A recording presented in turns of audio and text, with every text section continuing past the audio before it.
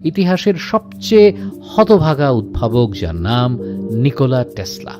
ক্যালকুলাসের বড় বড় অঙ্কগুলো নিমেষেই মাথার মধ্যে করে ফেলা হোক, কিংবা হোক টমাস আলভা এডিসনের সাথে দ্বৈরথ, হোক এসি কারেন্ট আবিষ্কার, কিংবা 3 সংখ্যা নিয়ে অবসেশন, এই সব ঘটনার প্রবাহ বিশ্লেষণ করলেই বোঝা যায় চরিত্র হিসেবে নিকোলা টেসলা ছিলেন ঠিক কতটা বিচিত্র।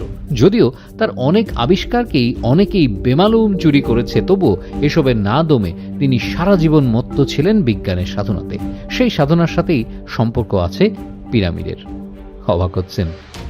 নিকোলা টেসলা যদিও জীবনভর নানা রকম গবেষণার সাথে যুক্ত ছিলেন, তবু মোটা দাগে ধরলে গোটা জীবনে তার 3টা উদ্ভাবন সবচেয়ে বেশি গুরুত্বপূর্ণ: ইন্ডাকশন মোটর, এসি বা অল্টারনেটিং কারেন্ট, এবং হাইড্রো ইলেকট্রিক পাওয়ার সিস্টেমকে মাইলের পর মাইল ধরে ব্যবহার করার সঙ্গতি অসঙ্গতি।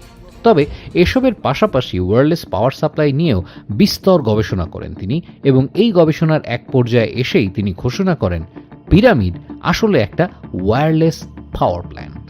এবং এর পরেই নিকোলা টেসলা পিরামিড নিয়ে শুরু করেন সিরিয়াস গবেষণা।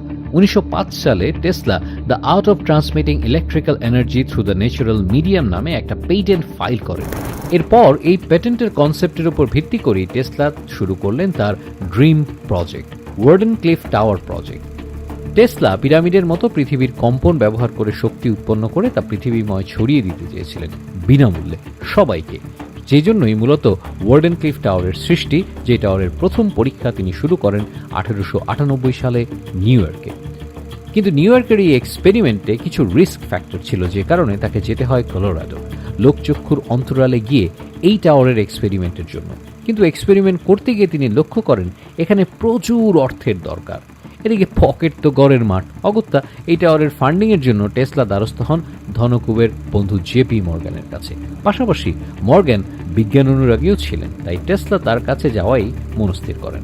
তবে মর্গ্যানকে তিনি তার উদ্দেশ্য কি সেটা পরিষ্কার করে না বলে অন্য একটি মিথ্যা প্রজেক্টের নাম করে $1,50,000 নেন।